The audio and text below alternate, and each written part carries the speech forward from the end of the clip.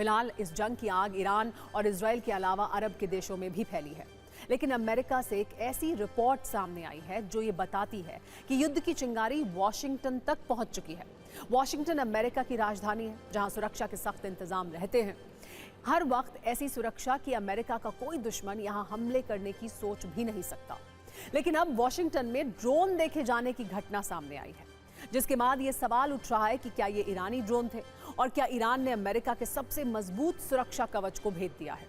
ये ड्रोन जिस इलाके में देखे गए वो वॉशिंगटन में अमेरिका का एक सैन्य बेस है, जहां कई बड़े मंत्री और सेना के वरिष्ठ अधिकारी रहते हैं। अमेरिकी अखबार वॉशिंगटन पोस्ट ने इसको लेकर एक रिपोर्ट छापी है, जिसमें संदिग्ध ड्रोन देखे जाने की घटना की जानकारी है। रात के अंधेरे में फोर्ट लेस्ली से जे मैकनेयर बेस के ऊपर ड्रोन उड़ते दिखे। मिलिट्री बेस पर दिखे इन ड्रोन्स की पहचान अभी तक नहीं हो पाई है। ड्रोन कहां से आए ये भी नहीं पता चल पाया है। मैकनेयर बेस एनाकोस्टिया नदी के किनारे पर है। इसे अमेरिका के लिए बेहद अहम मिलिट्री बेस माना जाता है। यहीं पर यूएस सेंट्रल कमांड का मुख्यालय है। इसके बेहद करीब ही व्हाइट हाउस और पेंटागन है। अमेरिकी संसद भवन यानी कैपिटल हिल भी मैकनेयर बेस के नजदीक ही है। इसकी लोकेशन से ये अंदाजा तो लगाया जा सकता है कि ये बेस अमेरिका के लिए कितना अहम है। खास बात यह है कि विदेश मंत्री मार्को रूबियो का घर भी इसी बेस पर है। रक्षा मंत्री पीट हेग्सेथ भी यहीं पर रहते हैं। पेंटागन के वरिष्ठ अधिकारियों का आवास भी यहीं पर है। नेशनल डिफेंस यूनिवर्सिटी के ऑफिसर यहां रहते हैं। ये व्हाइट हाउस से सिर्फ 4 किलोमीटर दक्षिण में है। यही बेस वॉशिंगटन की हवाई सुरक्षा का केंद्र भी है। वॉशिंगटन पर किसी हवाई खतरे की निगरानी यहीं से होती है। ये ड्रोन ऐसे वक्त में देखे गए हैं जब अमेरिका और इजराइल की ओर से किए गए हमलों में ईरान के कई वरिष्ठ नेता मारे गए हैं और वो सब लगातार बदले की धमकी दे रहा है। ऐसे में पहला शक यही है कि क्या ड्रोन भेजने की कोशिश ईरान की तरफ से की गई? क्या ये अमेरिका पर मनोवैज्ञानिक दबाव बढ़ाने और पैनिक फैलाने की कोशिश थी? ड्रोन दिखने के बाद अमेरिका में हड़कंप मच गया। सुरक्षा एजेंसियां अलर्ट हो गईं। घटना के बाद व्हाइट हाउस में उच्च स्तरीय बैठक बुलाई गई, जिसमें सुरक्षा खतरे का आकलन लिया गया। दुनिया भर में अमेरिकी दूतावासों के लिए ग्लोबल सिक्योरिटी अलर्ट जारी किया गया है। जिस बेस में ड्रोन दिखे उसकी सुरक्षा को बढ़ाकर 40 लेवल की कर दिया गया है, जिसे बेहद सख्त स्तर की सुरक्षा माना जाता है।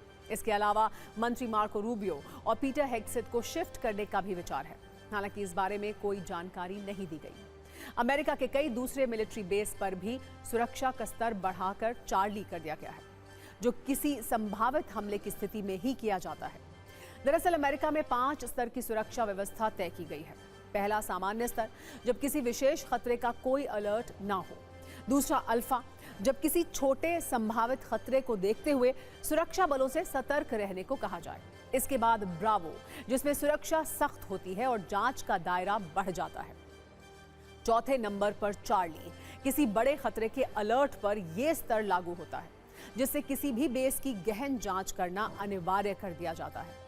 आखिरी है डेल्टा, जो सुरक्षा का सबसे सख्त स्तर है, जिसे हमला होने के बाद या युद्ध की स्थिति में ही एक्टिव किया जाता है। वैसे वॉशिंगटन का मैकनेयर एयरबेस पहले भी ईरान के टारगेट पर रहा है। 2021 में भी ईरान की साजिश की जानकारी यहां सामने आई थी, जब अमेरिका ने IRGC की बातचीत टैप की थी। उस बातचीत में फोर्ट मैकनेयर बेस पर हमले की साजिश का पता चला था। कहा गया कि बेस पर आत्मघाती हमले की साजिश थी और टारगेट पर vice chief of staff Joseph M. Martin थे। जनरल मार्टिन का बेस के अंदर ही आधिकारिक आवास था। कहा गया कि ईरान ये प्लानिंग कासिम सुलेमानी की हत्या का बदला लेने के लिए कर रहा था, जिसे अमेरिकी सेना ने बेस की सुरक्षा जिसके बाद बढ़ा दी थी। यानी अब वहां 3 से 5 स्तर की कड़ी सुरक्षा का घेरा है। हर जोन में अलग और कड़ा वेरिफिकेशन सिस्टम मौजूद है। पूरे बेस के ऊपर का आसमान प्रतिबंधित हवाई क्षेत्र घोषित है। फिर अचानक ये ड्रोन कैसे यहां पहुंचे, इस पर कई सवाल हैं। इससे पहले अमेरिका में कैलिफोर्निया पर संभावित ड्रोन अटैक का अलर्ट जारी हुआ था। हालांकि ये बात सही है कि ईरान के पास ऐसा कोई ड्रोन है नहीं जो सीधे अमेरिका तक पहुंच सके। इसलिए सवाल यह है कि अगर ये ईरानी ड्रोन थे तो वहां तक कैसे पहुंचे।